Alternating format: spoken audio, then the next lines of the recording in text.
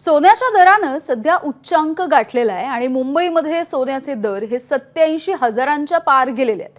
येत्या 24 तासांमध्ये हे दर आणखी वाढू शकतात। तर गेल्या 24 तासांमध्ये सोन्याच्या दरात 1,000पेक्षा अधिकची वाढ झाली आहे।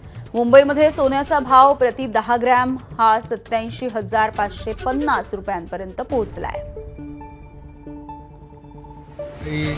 सोन्याचा दर जो आहे 24 कॅरेटचा तो 85,000 प्लस GST म्हणजे 87,000 प्लस भाव चालू आहे आत्ता।